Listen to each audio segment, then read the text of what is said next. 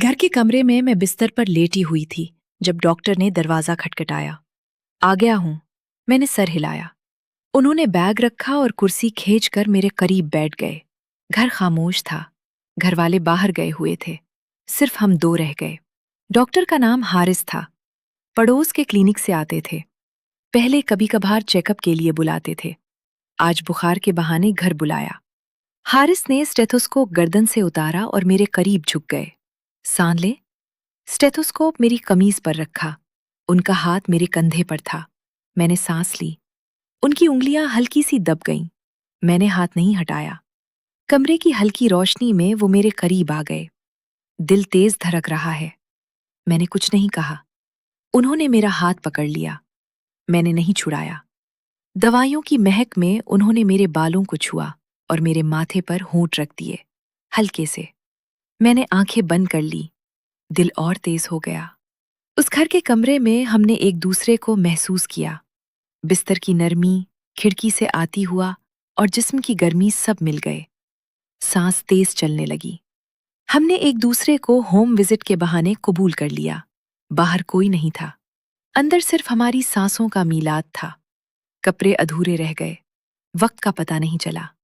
जब अलग हुए तो हारिस ने मेरा हाथ दबाया और स्टेथोस्कोप वापस लटका लिया। अब आराम करो। मैंने कपड़े दुरुस्त किए। उन्होंने नुस्खा लिखा और निकल गए। घर वाले वापस आए। हमने आम चेहरा रखा। अगली मुलाकात फिर घर में हुई। कुर्बत बढ़ती गई। शिद्दत गुज़श्ता बार से ज्यादा हो गई। सांस भारी होने लगी। कई हफ्ते ऐसे गुजरे, कभी बुखार के बहाने, कभी चेकअप के। हर बार घर खाली होने पर मुलाकात। कभी सिर्फ लम्स, कभी बोसा, कभी मुकम्मल तौर पर एक दूसरे के करीब हो जाना। मैं जानती थी ये डॉक्टर है, मगर घर की दीवारों ने सब छुपा लिया। एक दिन हारिस ने बताया कि वो दूसरे शहर मुंतकिल हो रहे हैं, क्लिनिक छोड़ रहे हैं। मैंने सिर्फ बिस्तर की तरफ देखा।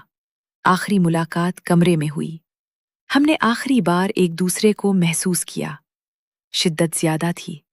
जब अलग हुए तो उन्होंने मेरा हाथ मजबूती से पकड़ा और सर हिलाया। ख्याल रखना।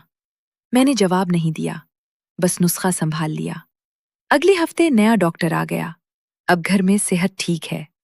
मैं कभी कभार बिस्तर पर लेटी होती हूँ तो पुरानी मुलाकात याद आ जाती है। उनका हाथ, स्टेथोस्कोप, जिस्म की गर्मी। मैंने कभी किसी से नहीं कहा। बिस्तर ने जो महसूस किया वो बिस्तर में ही रह गया। ना चादर ने छुपाया, ना किसी ने नोटा। डॉक्टर के होम विजिट पर जो घड़ियां गुजरी वो अब सिर्फ मेरे आराम की आदत का हिस्सा हैं।